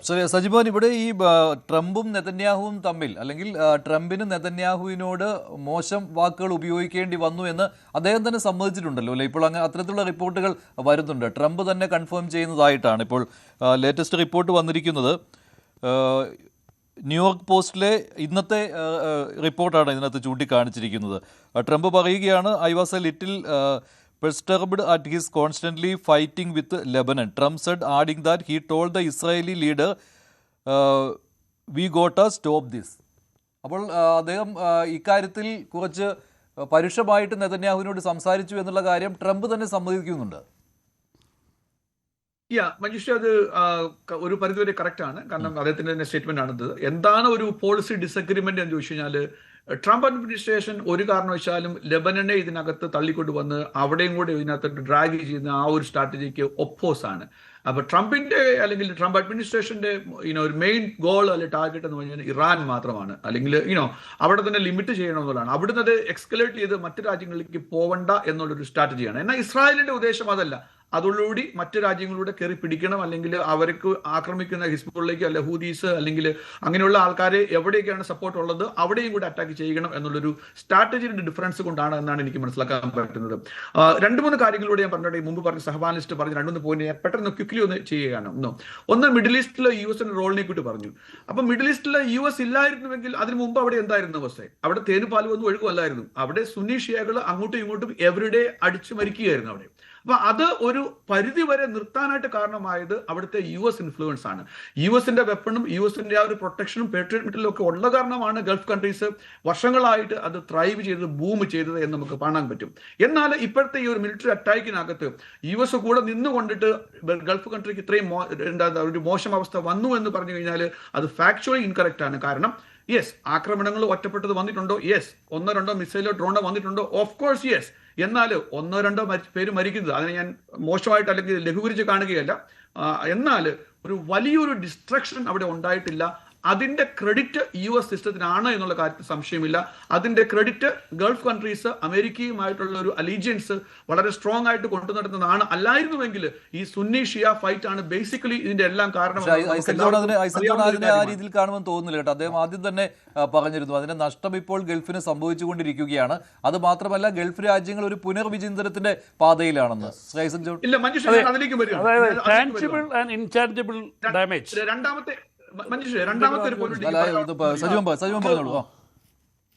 ഇതിനകത്തൊരു 3 റീസൺസ് നമ്മൾ പറയുന്നുണ്ട്. ഒന്ന് മിലിറ്ററി റീസൺസ് പറയുന്നുണ്ട്. അപ്പൊ മിലിറ്ററി ഇമ്പാക്ടിനേക്കാളും കൂടുതലായിട്ട് ലോകം ഇതിനെ കാണുന്നത്, അല്ലെങ്കിൽ എന്താണ് അമേരിക്കയെ ട്രംപ് അഡ്മിനിസ്ട്രേഷൻ റീതിങ്ക് ചെയ്യുന്നതെന്ന് വെച്ചാൽ ഇക്കണോമിക് റീസൺ ആണ്. അപ്പൊ ഇക്കണോമിക് റീസൺ ഇവിടെ ഉള്ളതിനേക്കാളും കൂടുതൽ കഷ്ടപ്പാടും അല്ലെങ്കിൽ കൂടുതൽ എന്താ പറയുക ഇമ്പാക്റ്റും ഇന്ത്യയെ പോലുള്ള രാജ്യങ്ങളിൽ വന്നിട്ടുണ്ടെന്ന കാര്യം സംശയമില്ല. കാരണം അങ്ങനെയുള്ള ഏഷ്യൻ രാജ്യങ്ങൾ അല്ലെങ്കിൽ യൂറോപ്പാണ് അവിടെ മിഡിൽ ഈസ്റ്റുമായിട്ട് കൂടുതലും ഓയിലുമായിട്ട് ഡിപ്പെൻഡ് ചെയ്യുന്നത്, അല്ലെങ്കിൽ ഇക്കണോമിക് ട്രാൻസാക്ഷൻ ഇതൊക്കെ ഡീൽ ചെയ്യുന്നത് എന്നുള്ള കാര്യത്തിൽ ശരി. ഇവിടെ ഞങ്ങൾക്ക് ഗ്യാസിന് വില കൂടുന്നുണ്ട്, കാരണം ഗ്ലോബൽ മാർക്കറ്റാണ് കൺട്രോൾ ചെയ്യുന്നത് എന്നുള്ള കാര്യത്തിൽ സംശയമില്ല. അപ്പം ഇക്കണോമിക് റീസൺ കാരണമാണ് ഇപ്പോൾ ഒരു പുനർചിന്തനം വരുന്നത്. ഇത് നിർത്തണം അല്ലെങ്കിൽ എക്സിറ്റ് അടിക്കണം എന്നത്. രണ്ടാമത്തേത് പൊളിറ്റിക്കൽ റീസൺ ആണ്. അത് ഇവിടുത്തെ ലോക്കൽ കമ്പൽഷൻ ആണ്. അപ്പോൾ അതിന്റെ അർത്ഥം നമ്മൾ പറഞ്ഞ അമേരിക്ക അവിടുന്ന് തോറ്റോടുകയാണ്, അവരെ ഒന്നും ചെയ്യാൻ പറ്റിയില്ല എന്നുള്ളതല്ല. മൂന്നാമതൊരു പോയിന്റ് ഞാൻ ആഡ് ചെയ്യുകയാണ്. ഇപ്പം ഇറാന് എല്ലാ കോപ്പും കൂട്ടി തിരിച്ചു വന്ന് അവരുടെ ഇന്ന് ഇതുവരെ ഉപയോഗിക്കാത്ത വലിയ വെപ്പണും കാര്യങ്ങളും സീക്രട്ട് മെഷീനും ഒക്കെ ഉണ്ട് എന്ന് പറഞ്ഞു കഴിഞ്ഞാൽ ഞാനത് വിശ്വസിക്കത്തില്ല. കാരണം അവർക്ക് ഇതിപ്പോ എന്തോ ഡിസ്ട്രക്ഷൻ ആണ്. അവരുടെ ആർമി അല്ലെങ്കിൽ എന്താ പറയുക ഈ വായുസേന കംപ്ലീറ്റ് നിഷ്പ്രഭമായി പോയി. അവിടെ പോയിട്ട് ആർക്കും വേണ്ടി എപ്പോൾ വേണ്ടി ഏത് ഉപകരണം കൊണ്ട് ഒരു ബോംബിടാനുള്ള ഒരു അവസ്ഥയിലേക്ക് അത് ശിഥിലീകരിച്ചു പോയി. അത് അവരുടെ ലീഡർഷിപ്പിന്റെ ഒരു പരിധി വരെ അത് 50-60 പേര് തന്നെ ഒറ്റ രാത്രി കൊല്ലപ്പെടുകയാണ്. അപ്പം അവരുടെ ഡിഫൻസ് നിർവീര്യമായി എന്നുള്ള കാര്യത്തിൽ ഒരു സംശയമില്ല. ദാറ്റ് ഡസൻ മീൻ ദാറ്റ് ഒറ്റപ്പെട്ട റോക്കറ്റുകൾക്ക് അവർക്ക് അവിടുന്ന് ഇവിടുന്ന് വിടാൻ പറ്റത്തില്ല എന്നല്ല ഞാൻ പറയുന്നത്. അപ്പം ഇറാന്റെ കേപ്പബിലിറ്റി കൂടി എന്ന് പറഞ്ഞു കഴിഞ്ഞാൽ ഐ ഡിസഗ്രി ഓൺ ദാറ്റ്. ഇറാന് ഇതുവരെ കിട്ടാത്ത ഒരു സപ്പോർട്ട് ചൈനയിൽ നിന്നോ റഷ്യയിൽ നിന്നോ വരും എന്ന് പറഞ്ഞാൽ ഒറ്റപ്പെട്ട ആക്രമണങ്ങളല്ലല്ലോ, അവര് ഇങ്ങോട്ട് അടിക്കുമ്പോൾ തിരിച്ചടിക്കുന്നുണ്ട് ഇറാൻ. അതാണല്ലോ ഗൾഫ് മേഖലയിൽ കഴിഞ്ഞ 2 ദിവസങ്ങളായി കാണുന്നത്. ശ്രീ സജിമോൻ ആന്റണി, ചോദ്യം കേട്ടില്ല. അല്ല ഒറ്റപ്പെട്ട ആക്രമണങ്ങൾ നല്ലല്ലോ, അത് തുടർച്ചയായിട്ട് അവർ ആക്രമണങ്ങൾ നടത്തുന്നുണ്ടായിരുന്നു ഇറാൻ ഗൾഫ് രാജ്യങ്ങളിൽ അമേരിക്കയുടെ ബേസുകൾക്ക് നേരെ. അത് ഗൾഫ് ജനതയെയും ബാധിച്ചു. ഇപ്പോഴും അങ്ങനെ തന്നെയാണല്ലോ. തുടരെ അവർ മിസൈലുകളും ഡ്രോണുകളും അയക്കുകയായിരുന്നു. അമേരിക്കയ്ക്ക് വലിയ ചെലവാണ് പേട്രിയറ്റ് അയച്ച് നിർവീര്യമാക്കേണ്ടി വരുന്നുണ്ട്. അപ്പോൾ ഇറാൻ പൂർണ്ണമായിട്ടും സൈനിക ശക്തി തകർന്നു എന്ന് പറയുവാൻ പറ്റുന്നില്ല. ഞാൻ പൂർണ്ണമായി ചെയ്തെന്ന് പറയുന്നില്ലല്ലോ. ഇത് ഞാൻ ഒറ്റപ്പെട്ടതായിട്ട് മാത്രമേ പറയത്തുള്ളൂ. കാരണം ഒരു രാത്രിയിൽ 1000-2000 ഒക്കെ വന്നുകൊണ്ടിരുന്നത് ഇപ്പൊ 2-3 കുറഞ്ഞു എന്നുള്ളതാണ്. ഇത് അതിന്റെ ആളപായത്തിന്റെ കാര്യത്തിൽ എവിടെയൊക്കെ ഹിറ്റ് ചെയ്യുന്നുള്ള റേഷ്യോ നോക്കി നമുക്ക് മനസ്സിലാക്കാൻ പറ്റുള്ളത്. അപ്പൊ പൂർണ്ണമായിട്ട് അവിടെ ഒരു ബോംബും ഇല്ല, അല്ലെങ്കിൽ ഒരു ഡ്രോണും ഇല്ല, അല്ലെങ്കിൽ അങ്ങനെ ഒരു മിലിറ്ററി കംപ്ലീറ്റ് അവിടെ ആരും ഇല്ല എന്നല്ല ഞാൻ പറഞ്ഞത്. എന്നാൽ അവരുടെ കപ്പാസിറ്റി സിഗ്നിഫിക്കൻ്റ് ഡിമിനിഷ് ആയി, വെപ്പൺ ഡിമിനിഷ് ആയി, കേപ്പബിലിറ്റി ഡിമിനിഷ് ആയി, ലീഡർഷിപ്പ് ഡിമിനിഷ് ആയി എന്നുള്ള കാര്യത്തിൽ സംശയമില്ല എന്നാണ് ഞാൻ പറയുന്നത്. ശ്രീ ഐസക് ജോൺ, താങ്കൾ വിയോജിക്കുകയാണല്ലോ അല്ലേ? ഞാൻ 1-2 കാര്യങ്ങളുണ്ട്. ഒന്ന്, നമ്മുടെ പാനലിസ്റ്റ് പറഞ്ഞതുപോലെ അവിടെ ഒരു ഷിയ സുന്നി വലിയ സംഘർഷം ഗൾഫ് രാജ്യങ്ങൾ അങ്ങനെ ഒന്നും വലുതായിട്ടില്ല. ബഹ്റൈനിലുണ്ട്. ബഹ്റൈൻ മാത്രമേ ഉള്ളൂ ഷിയാസ് ഒരു മെജോറിറ്റിയാണ്. അവർ തമ്മിലുള്ള സംഘർഷമുണ്ട്, അത് കൺട്രോൾഡാണ്. അല്ലാതെ പിന്നെ ഈ ഗൾഫ് രാജ്യങ്ങളെല്ലാം സുന്നീസാണ്. അവിടെ ഷിയാസ് വളരെ കുറച്ചേ ഉള്ളൂ. അവിടെ ഒരു സംഘർഷം, അവരുടെ ആ സംഘർഷം US ഇടപെടലോട് മാറ്റിയെന്ന് പറഞ്ഞാൽ അത് ആദ്യമായിട്ട് ഞാൻ കേൾക്കുന്ന ഒരു ന്യൂസാണ്. അങ്ങനെ ഒരു പ്രശ്നമേ അവിടെ ഉണ്ടായിട്ടില്ല. ഷിയാസിൻ്റെ ഏറ്റവും വലിയ രാജ്യം ഇറാനാണ്. അത് കഴിഞ്ഞാൽ പാകിസ്ഥാനിലുണ്ട് 20%ഓളം ഷിയാസ് ഉണ്ട്. പിന്നീടുള്ള ബഹ്റിനിലാണ് മെജോറിറ്റി. ഞാൻ സംസാരിച്ചുകൊണ്ടിരിക്കുകയാണ്. അപ്പോൾ അവിടെ അമേരിക്കയുടെ ഇടപെടലുണ്ടായി, അതുപോലെ അവർ തമ്മിൽ ശാന്തി ഉണ്ടായെന്ന് പറഞ്ഞത് അത് ഒരു ബേസും ഇല്ലാത്തവരാണ്. പിന്നെ രണ്ടാമത്തെ കാര്യം ഞാൻ പറഞ്ഞത് അവരുടെ കേപ്പബിലിറ്റി കൂടിയെന്നല്ല പറഞ്ഞത്. അവർ ഇപ്പോഴും കേപ്പബിളാണ്. കാരണം അവരുടെ ആർസണൽസ് അല്ലെങ്കിൽ അവരുടെ സ്റ്റോക്ക് പൈൽസ് അവർ പറയുന്ന അവരുടെ 50% കൂടുതലുണ്ട്. അതേപോലെ തന്നെ ഒരു ഡാമേജ് ഉണ്ടായിട്ടുണ്ട് US സ്റ്റോക്ക് പൈൽസ്. ഇപ്പോൾ നോക്കുകയാണെങ്കിൽ ഇപ്പോഴത്തെ ലേറ്റസ്റ്റ് സ്ട്രാറ്റജീസ് പറഞ്ഞ് അവരുടെ പേട്രിയോട്ട് മിസൈൽ സിസ്റ്റത്തിൻ്റെ 50% കുറഞ്ഞു. പക്ഷേ ഈ 50% കുറയാമെന്ന് പറഞ്ഞാൽ അത് വലിയ ഇമ്പാക്റ്റാണ് ഉണ്ടാകുന്നത്. കാരണം അമേരിക്കയ്ക്ക് ഈ മിഡിൽ ഈസ്റ്റ് മാത്രമല്ല നോക്കേണ്ടത്, പസഫിക് റീജിയനിലും ബാക്കിയുള്ള പലയിടത്തും യൂറോപ്പിലും ഒക്കെ അവർക്ക് അവരുടേതായ ഈ ഡിപ്ലോയ്മെൻറ്റ് നടത്തേണ്ടതാണ്. അപ്പോൾ 50% തേർഡ് മിസൈൽ സ്റ്റോക്ക് പൈൽ 45% അത് കുറഞ്ഞിട്ടുണ്ട്. ഇതൊക്കെ ഇപ്പോൾ നിങ്ങളൊക്കെ ടെസ്റ്റ് ചെയ്താൽ മനസ്സിലാക്കാവുന്ന കാര്യങ്ങളേ ഉള്ളൂ. ഒന്ന് ഗൂഗിൾ ചെയ്ത് അല്ലെങ്കിൽ സ്ട്രാറ്റജിസ്റ്റ് ചോദിച്ചു കഴിഞ്ഞാൽ അവർ പറഞ്ഞു തരും. അപ്പോൾ മിലിറ്ററി അല്ലെങ്കിൽ മ്യൂണിഷൻ സ്റ്റോക്ക് പൈൽ അമേരിക്കയുടെ വളരെ വളരെ കൂടുതൽ ഡിപ്ലീറ്റ് ചെയ്ത് കഴിഞ്ഞു. അപ്പോൾ അവർക്കത് വളരെ അവർ വലിയൊരു ക്രിട്ടിക്കൽ ഫേസിൽ നിൽക്കുകയാണ്, വലിയൊരു ക്രൈസിസ് നേരിടുകയാണ്. അത് കണ്ടില്ല എന്ന് നടിക്കാനൊക്കത്തില്ല. അത് വേണമെങ്കിൽ അത് നിങ്ങൾക്ക് ഇതൊക്കെ എന്ന് വെച്ചാൽ you can verify all these things. ഞാൻ പറയുന്ന കാര്യങ്ങൾ വെരിഫൈ ആവുന്ന കാര്യമാണ്. മിലിറ്ററി സ്ട്രാറ്റജിസ്റ്റ് അദ്ദേഹം അത് എതിർക്കാൻ കാരണം താങ്കൾ പറഞ്ഞു ഈ അമേരിക്കയുമായുള്ള ഡിപ്പെൻഡൻസി വേണ്ട എന്നൊരു ധാരണയിലേക്ക് ഗൾഫ് രാജ്യങ്ങൾ എത്തുകയാണ് എന്ന് താങ്കൾ പറഞ്ഞുവല്ലോ. അല്ല, ഞാൻ അങ്ങനെയല്ല പറഞ്ഞത്. അമേരിക്കയുടെ വേണ്ടെന്ന് വെക്കുകയല്ല എന്ന് പറഞ്ഞാൽ അമേരിക്കയ്ക്ക് ഇത്ര മാത്രമേ they have limitations in protecting dum എന്നേ പറഞ്ഞുള്ളൂ. കാരണം അവർക്ക് അവരുടേതായ പരിമിതികളുണ്ട്. ഞങ്ങളുടെ യുദ്ധം ഞങ്ങൾ തന്നെ ചെയ്യേണ്ടി വരും. പക്ഷേ അതുപോലെ തന്നെ ഞങ്ങളുടെ ഡിഫൻസ് സിസ്റ്റത്തിന് അവർ വലിയ വില കൊടുക്കുന്നുണ്ട്. ഇപ്പം ഇറാൻ്റെ $25,000 അല്ലെങ്കിൽ $50,000 വിലയുള്ള ഡോളറിനെ ചെറുക്കാനായിട്ട് ഇവർ $5 million പേട്രിയോട്ട് മിസൈൽസും $3.5 million അല്ലെങ്കിൽ $3.5 million വിലയുള്ള തേർഡ് ഡിഫൻസ് സിസ്റ്റമാണ് അവർ ഉപയോഗിക്കുന്നത്. ഇതിനെല്ലാം അവർ വില കൊടുത്തുകൊണ്ടിരിക്കുകയാണ്. ഇപ്പോഴത്തെ ലേറ്റസ്റ്റ് കണക്കനുസരിച്ച് പെൻറ്റഗൺ വിട്ട കണക്കനുസരിച്ച് $29 ബില്യൺ US ഡയറക്റ്റായിട്ട് അമ്യൂണേഷൻസിന് വേണ്ടി മാത്രം ചിലവാക്കിയിട്ടുണ്ട്. പക്ഷേ കണക്ക് പറയുന്ന അങ്ങനെയല്ല. $650 ബില്യൺ മുതൽ $1 ട്രില്യൺ വരെ US-ൻ്റെ പല ഇതിനാണ് ബാക്കിയുള്ള സന്നാഹങ്ങളും ബാക്കിയുള്ള കാര്യങ്ങളും ഡിപ്ലോയ്മെൻറ്റും എല്ലാം നോക്കുകയാണെങ്കിൽ, യുദ്ധത്തിൽ തൊട്ടു മുമ്പുള്ള പ്രിപ്പറേഷനിൽ നോക്കുകയാണെങ്കിൽ അതും പിന്നെ അവിടെയുള്ള അമേരിക്കയിലെ എക്കോണമിക്കുണ്ടായ ആഘാതവും പ്രഹരമൊക്കെ നോക്കുകയാണെങ്കിൽ വേണ്ട $1 ട്രില്യൺ എത്തിയിരിക്കുകയാണ് US-നുണ്ടായ നഷ്ടം. ഇത് വെറുതെ ചോദ്യം ചെയ്യാൻ പോകത്തില്ല. US-നുള്ള ആ ഡെമോക്രാറ്റിക് സെറ്റപ്പിൽ ഈ ട്രംപ് ഇതിനെല്ലാം മറുപടി പറഞ്ഞേ ഒക്കത്തുള്ളൂ. കാരണം അദ്ദേഹത്തിനൊരു US-ന് ട്രാക്ക് റെക്കോർഡുണ്ട് തോൽവിയുടെ. അവർ പിന്നെ ഇറാഖിൽ പോയി 20 വർഷം യുദ്ധം ചെയ്തിട്ട് പിന്മാറി. അഫ്ഗാനിസ്ഥാനിൽ പോയി എത്രയോ വർഷം യുദ്ധം ചെയ്തിട്ട് അവിടെ നിന്നും പിന്മാറേണ്ടി വന്നു. അതെല്ലാം സറണ്ടർ ചെയ്ത് വരികയാണ്. അപ്പോൾ ഈ വീണ്ടും ഒരു തിരിച്ചടിയും കൂടെ, ഒരു തിരിച്ചുപോക്ക്, ഒരു വിഡ്രോവൽ, ഒരു സറണ്ടർ സംഭവിക്കുന്നൊരവസ്ഥയിലാണ് നിൽക്കുന്നത്. ആപ്പാടെ അവർക്ക് സാധിച്ച സദാം ഹുസൈനെ മാറ്റാനും അദ്ദേഹത്തെ കൊല്ലാനും അവിടെ സാധിച്ചു. അത് ശരിയാണ്, വിജയകരമായിട്ട് ആ ദൗത്യം തീർന്നു. അഫ്ഗാനിസ്ഥാനിൽ അവർ തോറ്റു, ഇറാഖിൽ അവർ തോറ്റു. പിന്നെ അവിടെ കയോസും അനാർക്കിയാണ് ഇപ്പോൾ US-ൻ്റെ പിന്മാറ്റത്തിന് ശേഷം അവിടെ ഉണ്ടായിക്കൊണ്ടിരിക്കുന്നത്. അല്ലാതെ അവരുടെ ഇൻ്റർവെൻഷൻ മൂലം സ്ഥായിയായിട്ട് ഒരു കാര്യങ്ങൾ അവിടെ ഉണ്ടായിട്ടില്ല. US-നെ ഈ ഗൾഫ് രാജ്യങ്ങളെ സംബന്ധിച്ചുള്ള രണ്ട് കാര്യങ്ങളാണ്. ഒന്ന്, ടാഞ്ചിബിളായിട്ട് നോക്കുകയാണെങ്കിൽ ഡിസ്ട്രക്ഷൻ ഉണ്ടായിട്ട് കുറച്ച് പരിമിതമായ ഡിസ്ട്രക്ഷൻ ഉണ്ട്. ബട്ട് ഇൻടാഞ്ചിബിൾ ഡാമേജ് എന്ന് പറഞ്ഞു കഴിഞ്ഞാൽ എന്താണ്, അവിടെയുള്ള ഇൻവെസ്റ്റേഴ്സ്, ലോക ഇൻവെസ്റ്റേഴ്സ് അല്ല, അവരുടെ ഇടയിലുള്ള കോൺഫിഡൻസ്. ഇപ്പോൾ UAE-യിലേക്ക് എത്രയോ പിന്നെ high net worth individuals, ultra high net worth individuals വന്നുകൊണ്ടിരിക്കുകയായിരുന്നു. അതെല്ലാം കംപ്ലീറ്റ് നിന്നു. UAE ഒരു പ്രതീക്ഷയായി മാറിക്കൊണ്ടിരിക്കുകയായിരുന്നു. അത് തൽക്കാലത്തേക്ക് നിൽച്ചു. അതിന് തിരിച്ച് ആ ലെവലിൽ എത്തണമെങ്കിൽ എത്ര മാസങ്ങൾ, എത്ര വർഷങ്ങൾ എടുക്കുമെന്ന് കണ്ടറിയണം. ശരി, ഡോക്ടർ മോഹനപിള്ള, ട്രംപിൻ്റെ ഈ അവസാനത്തെ ഈ പ്രസ്താവനയുണ്ടല്ലോ, നെതന്യാഹുവുമായിട്ട് ഹീറ്റഡ് എക്സ്ചേഞ്ചാണ് നടന്നത് എന്നുള്ളത്, അത് വളരെയധികം രാഷ്ട്രീയ പ്രാധാന്യമുള്ള ഒരു വിഷയമാണല്ലോ അല്ലേ? തീർച്ചയായിട്ടും. അതായത് ലോകത്തിൻ്റെ 1-ാം നമ്പർ ആണെന്ന് പറയുന്ന US ഇപ്പോൾ ഞാൻ ഒരിക്കലും വിശ്വസിക്കത്തില്ല ലോകത്തിൻ്റെ 1-ാം നമ്പർ എന്ന്. കാരണം ഇസ്രയേലിന് അടിയറ പറയുകയാണ് US ഇപ്പോൾ. ഇസ്രയേലാണ് 1 സ്റ്റെപ്പ് എഹെഡ്. അത് അംഗീകരിക്കത്തില്ല, പക്ഷേ റിയാലിറ്റിയാണ്. ഇസ്രയേൽ എന്ത് തീരുമാനിക്കുന്നു അത് സൈഡ് ലൈൻ ചെയ്താണെങ്കിൽ പോലും US അംഗീകരിച്ചേ പറ്റുള്ളൂ. ആ ഒരു സിറ്റുവേഷനിലാക്കി വെച്ചിരിക്കുന്നു. കാരണം യുദ്ധം തീരണോ എന്ന് ഇസ്രായേൽ തീരുമാനിക്കും അത് കഴിഞ്ഞതിന് ശേഷം. രണ്ടാമത്, ട്രംപ് വിജയിച്ചത് തന്നെ, അല്ലെ ട്രംപിൻ്റെ ഇലക്ഷൻ ടൈമിൽ തന്നെ ഏറ്റവും കൂടുതൽ യഹൂദന്മാരാണ് അതിൽ US-ൻ്റെ ഇക്കോണമി തന്നെ കൺട്രോൾ ചെയ്യുന്നത്. അപ്പോൾ തീർച്ചയായിട്ടും ഇസ്രയേലാണ് US-ഓട് ചേർന്ന് നിന്ന് നമ്പർ 1 എന്ന് പറയേണ്ടി വരും. രണ്ടാമത്, എൻ്റെ പാനലിസ്റ്റ് പറഞ്ഞു, കാരണം ഈ US-ന് എങ്ങനെയെങ്കിലും ഇറാനിൽ നിന്ന് അങ്ങ് തലയൂരി പ്രത്യേകിച്ചിട്ടൊന്നും ചെയ്യാനില്ല, അല്ല ഇത് ചെയ്യാം. But I won't agree that. കാരണം ഈ കഴിഞ്ഞ 2 ആഴ്ച മുമ്പാണ് ട്രംപ് പറഞ്ഞത് ഒമാനെ ഇല്ലായ്മ ചെയ്യുമെന്ന്. അതുപോലെ തന്നെ ഏതൊക്കെ രാജ്യങ്ങളെ ഇല്ലായ്മ ചെയ്യുമെന്ന് പറഞ്ഞു എന്ന് നമുക്ക് കൃത്യമായിട്ട് നിങ്ങൾക്ക് എല്ലാവർക്കും അറിയാവുന്ന കാര്യമാണ്. അതുകൊണ്ട് ട്രംപ് വളരെ സൈലൻ്റായിട്ട് അങ്ങ് പോവുക എന്നുള്ള രീതിയിലോട്ടല്ല. കാരണം ഈ അറ്റാക്ക് തുടങ്ങിയതിൻ്റെ സിറ്റുവേഷൻ, ആ ഒരു സാഹചര്യം അനലൈസ് ചെയ്ത് നോക്ക്.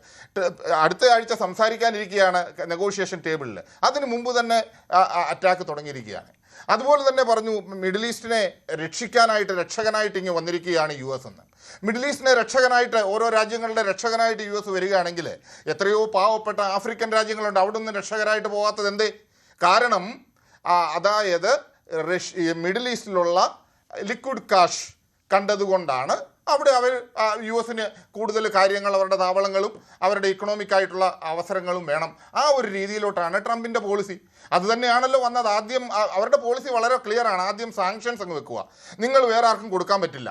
ആ സാങ്ഷൻ ഇമ്പോസ് ചെയ്തതിന് ശേഷം പിന്നെ അവരിൽ നിന്നും ട്രേഡ് നടത്തുന്ന മറ്റുള്ള രാജ്യങ്ങളെ ത്രട്ടൺ ചെയ്യുക.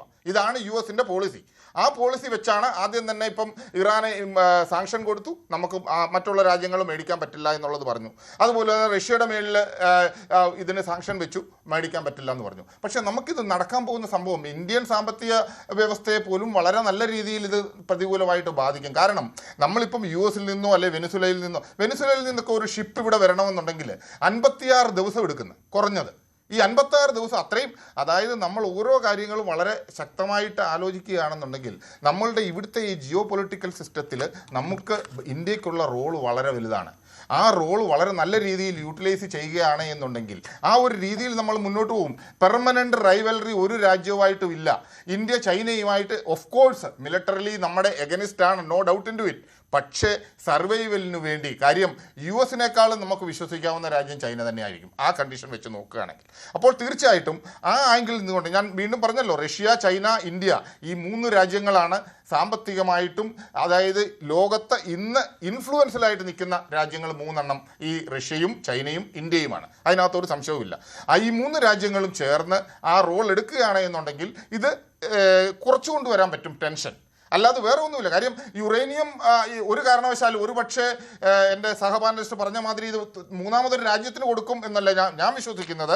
ഒരു പക്ഷേ IAEA മുന്നിൽ അവർ ഇൻസ്പെക്ഷന് സമ്മതിക്കാം. ഒരു പക്ഷേ Iran okay you can come and inspect. പക്ഷേ ഞങ്ങൾ ഇത് ആർക്കും കൊടുക്കില്ല. കാരണം അവരുടെ ഞാൻ പറഞ്ഞല്ലോ ഉള്ള ഒരേ ഒരു ട്രംപ് കാർഡ് എന്ന് പറയുന്നത്, തുറുപ്പ് ചീട്ടെന്ന് പറയുന്നത് ഈ എൻറിച്ച്ഡ് യുറേനിയമാണ്. അതും കൂടി കൊടുത്തു കഴിഞ്ഞാൽ ഒന്നുമില്ലാതാകും. ഒരു ടെൻഷൻ, അതായത് ഏത് രാജ്യത്തിനാണെങ്കിലും ഓഫ് കോഴ്സ് ആ ഒരു എൻറിച്ച്ഡ് യുറേനിയം അല്ലെങ്കിൽ ഇവർക്ക് സെൻട്രിഫ്യൂജുകൾ കുറച്ച് കൂടുതൽ ഉണ്ടാക്കിക്കൊണ്ട് ഓക്കെ ഞങ്ങൾ ഏത് സമയത്ത് വേണമെങ്കിലും വെപ്പൺ ആക്കിയിട്ടില്ല, ആക്കാം എന്നുള്ള ഒരു ലിമിറ്റ് ഉണ്ടെന്ന് വെക്കാൻ പറ്റും.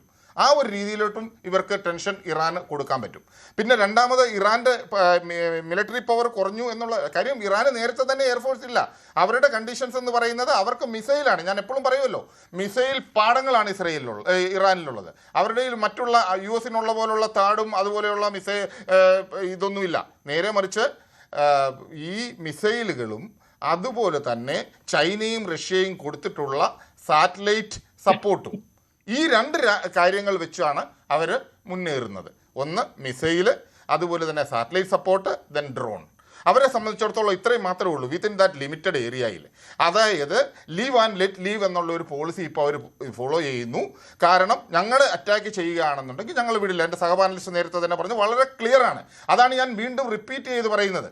അവരെവിടെയാണോ യുദ്ധം തുടങ്ങി അവരുടെ സ്റ്റാൻഡ് എന്താണോ ആ സ്റ്റാൻഡിൽ നിന്ന് അണുവിട പുറകോട്ട് മാറാത്ത ഒരു രാജ്യമായിട്ട്. സജിമോൻ ആന്റണി, അമേരിക്കയുടെ കാര്യം പറയുകയാണെങ്കിൽ യുദ്ധത്തിന്റെ ആദ്യ നാളുകളിൽ ട്രംപിന്റെ നിലപാട് എന്ന് പറയുന്നത് ആവർത്തിച്ച് പറയുന്നുണ്ടായിരുന്നു, ഒരു കരാറിലേക്കും വരില്ല, നിരുപാധികം കീഴടങ്ങണം എന്നുള്ള കാര്യമായിരുന്നു. എന്നാൽ ഏപ്രിൽ പകുതിയോടുകൂടി ഒരു വെടിനിർത്തൽ പ്രഖ്യാപനം ഉണ്ടാവുകയാണ്. ഇപ്പോഴാകട്ടെ വെടിനിർത്തൽ ഉണ്ടോ ഇല്ലയോ എന്നുള്ള കാര്യത്തിൽ സംശയം. ഇപ്പോൾ ചർച്ചയുടെ ടേബിളിൽ വന്നു നിൽക്കെ തന്നെ ഇറാന്റെ എണ്ണക്കപ്പലുകളെ ആക്രമിക്കുന്നു. ഇതാണല്ലോ വന്നിരിക്കുന്നത്. പക്ഷെ അപ്പോഴും ട്രംപ് പറയുന്നത് സമാധാനമായി കഴിഞ്ഞു എന്നുള്ളതാണ്. അപ്പോൾ ഇത് തുടക്കത്തിലെ നിലപാടല്ല ട്രംപിൻ്റേത്. പക്ഷേ ഇറാൻ നിലപാടിൽ മാറ്റം വരുത്തിയിട്ടില്ല. മഞ്ജുഷേ, ഒരു കറക്ഷൻ പറഞ്ഞുകൊണ്ട് ഞാൻ തുടങ്ങാം. അതിൻ്റെ ഒരു ആൻസർ പറയാൻ ഞാൻ മുമ്പേ പറഞ്ഞ ഒരു സ്റ്റേറ്റ്മെന്റിനകത്ത് സുന്നി ഷിയ ഗൾഫിൽ കൺട്രോൾ ചെയ്യാനെങ്കിൽ അവർ ഫൈറ്റ് എന്നല്ല ഞാൻ പറഞ്ഞത്. എന്നാൽ ഇറാൻ ഷിയ ഡോമിനേറ്റിംഗ് ആണ്, എന്നാൽ സുന്നി ഡോമിനേറ്റിംഗ് ആയ മറ്റു രാജ്യങ്ങളുമായിട്ടൊരു ഫ്രിക്ഷൻ ഉണ്ടായിരുന്നു. സുന്നി ഷിയ ഫൈറ്റ് നമ്മൾക്ക് ആദ്യമായിട്ടല്ല, ലോകത്തിൽ എപ്പോഴും ഉള്ള ഒരു കാര്യമാണ്. അതായിരുന്നു ഞാൻ ഒന്ന് പറഞ്ഞത്. രണ്ടാമത്തേത്, ഈ ട്രംപിന്റെ എല്ലാ പോളിസികളെയും അന്ധമായിട്ട് അംഗീകരിക്കുകയോ സപ്പോർട്ട് ചെയ്യുകയോ ചെയ്യുന്ന ഒരു സ്റ്റേറ്റ്മെന്റും ഞാനിവിടെ നടത്തിയിട്ടില്ല. ഓക്കെ, അല്ലെങ്കിൽ അമേരിക്കൻ ജനത നടത്തുന്നില്ല. കാരണം അതിന്റെ കറക്റ്റ് എക്സാമ്പിൾ ആണ് 69% അമേരിക്കൻസ് ട്രംപിന്റെ ഇപ്പോഴത്തെ ആക്ഷന് അല്ലെങ്കിൽ ഇപ്പോഴത്തെ വാറിന്റെ സ്ട്രാറ്റജിയെ ക്രിട്ടിസൈസ് ചെയ്യുകയും അദ്ദേഹത്തോട് ഇമ്മീഡിയറ്റ്ലി എക്സിറ്റ് അടിക്കാനുള്ള ആഹ്വാനം ചെയ്യുകയുമാണ് ചെയ്യുന്നത് എന്നുള്ളത് കാണാൻ പറ്റും. അപ്പൊ അതിന് നമ്മൾ രണ്ട് രീതിയിൽ കാണേണ്ടതുണ്ട് എന്ന് ഞാൻ ഒന്ന് പറയുകയാണ്. അടുത്ത പോയിന്റ് എന്ന് പറഞ്ഞത്, ട്രംപ് അഡ്മിനിസ്ട്രേഷന് ഇതിനകത്തുനിന്ന് ഒരു എക്സിറ്റ് വേണം എന്നുള്ള കാര്യത്തിൽ സംശയമില്ല, ഇറാന് എക്സിറ്റ് വേണം എന്നുള്ള കാര്യത്തിൽ സംശയമില്ല. കാരണം ഇറ്റ്സ് എ സിമ്പിൾ ലോജിക്. യുദ്ധം ഒന്നിനും ഒരു പരിഹാരമല്ല. പീസാണ് എല്ലാത്തിനും ഒരു പരിഹാരം. എന്നാൽ അത് ഏത് രീതിയിൽ കൊണ്ടുവരാം എന്നുള്ള കാര്യത്തിൽ പല അഭിപ്രായ വ്യത്യാസങ്ങളുണ്ടാവും. അതുകൊണ്ട് തന്നെയാണ് ഇപ്പൊ നമ്മുടെ ഈ പാനലത്തിന് 4 പേരുണ്ടെങ്കിൽ 4 പേർക്കും വ്യത്യസ്തമായ അഭിപ്രായങ്ങളുണ്ട്. അതിനകത്ത് ഒന്ന് തെറ്റോ ശരിയോ എന്ന് പറയാൻ പറ്റത്തില്ല. ഓരോ അഭിപ്രായത്തിനും അല്ലെങ്കിൽ ഓരോന്നിനും പ്ലസും മൈനസും ഉണ്ട് എന്ന് മാത്രമാണ് ഇതിനകത്ത്. അപ്പം ട്രംപ് അഡ്മിനിസ്ട്രേഷൻ ഈ ഒരു യുദ്ധത്തിന്റെ കാര്യത്തിൽ ഇനി പുറകോട്ട് പറയുകയാണെങ്കിൽ ഇറാഖിൽ പോയി ഫെയിലായി, അഫ്ഗാനിസ്ഥാനിൽ പോയി ഫെയിലായി, ഓഫ് കോഴ്സ് യെസ്. അതുകൊണ്ടിട്ട് ഈ അഡ്മിനിസ്ട്രേഷന് എങ്ങനെയാണ് ഇവിടെ വന്നത്? ഈ കഴിഞ്ഞ ക്യാമ്പയിനിൽ ഇനി ഒരു യുദ്ധത്തിന് അമേരിക്ക ഇങ്ങനെ പോകത്തില്ല, ഇതുവരെ പോയത് റിപ്പബ്ലിക്കൻ പാർട്ടിയല്ല, അവർ ചെയ്ത മിസ്റ്റേക്കാണ്. അപ്പൊ അതിനെ നിശിതമായി ക്രിട്ടിസൈസ് ചെയ്തുകൊണ്ട് ഒരു പീസ് മേക്കർ എന്നുള്ളൊരു വേഷത്തിലാണ് ട്രംപ് ഇവിടെ ഈ ഇലക്ഷൻ ജയിച്ചു വന്നത്. എന്നാൽ അതിനുശേഷം അദ്ദേഹം അതിൽ നിന്ന് മാറി, പോളിസികൾ മാറി, സ്ട്രാറ്റജികൾ മാറി, അതിന്റെ റിഫ്ലക്ഷനാണ് ഇപ്പൊ നമ്മൾ കണ്ടുകൊണ്ടിരിക്കുന്നത്. അപ്പൊ അതിനകത്ത് ഒരു ശരിയായ ആൻസർ ഉണ്ടോ എന്ന് ചോദിച്ചു കഴിഞ്ഞാൽ അത് ഡിബേറ്റബിൾ ആണ്. നമ്മൾ ആരെ എവിടെ ഇരുന്ന് തർക്കിക്കുന്നു അല്ലെങ്കിൽ സംസാരിക്കുന്നു അതിനെ കുറിച്ച് ഡിബേറ്റബിൾ ആണ്. പക്ഷെ ഒരു കാര്യം ഇതിലൂടെ പറയണം, ട്രംപ് അഡ്മിനിസ്ട്രേഷൻ പോളിസികൾ റോങ് ആണെങ്കിൽ അതിനേക്കാളും പോളിസികൾ റോങ് ആണ്, ഡിസ്ട്രക്ഷൻ ആയിരുന്നു ഇറാനിൽ എന്നുള്ള ഒരു കാര്യത്തിൽ കൂടെ നമ്മൾക്ക് അടിവരിയിട്ട് പറയാതിരിക്കാൻ പറ്റത്തില്ല. കാരണം നമ്മൾ ചിലപ്പോൾ പറഞ്ഞു വെക്കുമ്പം ഇറാൻ ഒരു ഗ്ലോറിഫൈഡ് ഒരു പരിവേഷത്തിൽ കൊണ്ട് വെക്കുകയും അമേരിക്ക കംപ്ലീറ്റ് കുറ്റക്കാരനും എന്നുള്ള രീതിയിലല്ല വരേണ്ടത്. അത് രണ്ട് സൈഡിലും ഉണ്ട്. എന്നാൽ പോലും ഇറാനിൽ കഴിഞ്ഞ 50 വർഷമായിട്ട് അല്ലെങ്കിൽ 40 വർഷമായിട്ട് എന്തുമാത്രം ഡിസ്ട്രക്ഷൻ ഉണ്ടായിരുന്നു. 20,000 നമ്മളിപ്പം 3,600 തൊട്ട് 6,000 വരെയാണ് ഡിസ്ട്രക്ഷൻ അല്ലെങ്കിൽ കൊല്ലപ്പെട്ട ആൾക്കാരുടെ കണക്ക് പറയുന്നത്, including Iran, Lebanon, American citizen ഉൾപ്പെടെയുള്ള ആൾക്കാരുടെ കണക്ക് പറയുകയാണെങ്കിൽ. എന്നാൽ കഴിഞ്ഞ ജൂണിലെ അപ്രൈസിംഗിൽ ആ ഒരു മാസം കൊണ്ട് തന്നെ 30,000 to 50,000 ആൾക്കാർ ഇറാനിയൻസ് തന്നെ കൊല്ലപ്പെട്ടു. അപ്പൊ നമ്മൾ മീഡിയകളൊക്കെ പലപ്പോഴും അതിനെയൊക്കെ അണ്ടർ റിപ്പോർട്ട് ചെയ്തിട്ടുണ്ട്, അല്ലെ അതിനെ നമ്മൾ പറയാതിരുന്നിട്ടുണ്ട്, അല്ലെ നമ്മൾ കണ്ടില്ല എന്ന് നടിച്ചിട്ടുണ്ട്. അപ്പൊ നമ്മൾ കമ്പയർ ചെയ്യുമ്പോൾ ഒരു സൈഡിൽ നമ്മൾ ഗ്ലോറിഫൈ ചെയ്യുമ്പോൾ ഇതും കൂടെ പറഞ്ഞാലോ ആ സെന്റൻസ് ഗ്ലോറിഫൈ ചെയ്യുന്നില്ല കേട്ടോ, ആരും ഇറാനെ ഗ്ലോറിഫൈ ചെയ്യുന്നില്ല. അത് മാത്രമല്ല ഐസക് ജോൺസൺ ഇവിടെ പറഞ്ഞ കാര്യം, ഈ ഗൾഫ് രാജ്യങ്ങൾ ആഗ്രഹിക്കുന്നത് ഈ ഡെമോക്രസിന്റെ വാള് പോലെ കിടക്കുന്ന ഇറാൻ ഇല്ലേ, അത് ഒഴിവാക്കണം എന്നുള്ള കാര്യമാണ് അല്ലേ ശ്രീ ഐസക് ജോൺ? അവിടെ ഗ്ലോറിഫിക്കേഷൻ ഇല്ല. ശരി ഐസക് ജോൺ. അതെ, ഞാൻ പറഞ്ഞ മഞ്ജുഷ്, എനിക്ക് പറയാനുള്ള ഒരു കാര്യം, അതായത് ഇവിടെ പറ്റിയെന്ന് പറഞ്ഞ ഒരു മിസ്കാൽക്കുലേഷൻ, അതായത് വളരെ സ്ട്രാറ്റജിക് മിസ്കാൽക്കുലേഷനാണ്. ഇപ്പോൾ ഈ പ്രശ്നങ്ങളെല്ലാം തുടക്കം കുറിച്ചതാരാണ്? ട്രംപ് തന്നെയാണ്.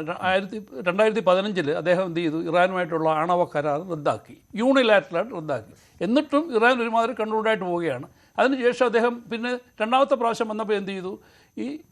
ഇറാൻ്റെ കയ്യിലുള്ള ഈ ന്യൂക്ലിയർ, അതായത് എൻറിച്ച്ഡ് യുറേനിയം 60% ഉണ്ട്, അത് വീണ്ടും വെപ്പൺ ഗ്രേഡിലേക്ക് പോകുന്നതിന് മുമ്പായിട്ട് മാറ്റേണ്ടത് ഇസ്രായേലിൻ്റെ ആവശ്യമായിരുന്നു.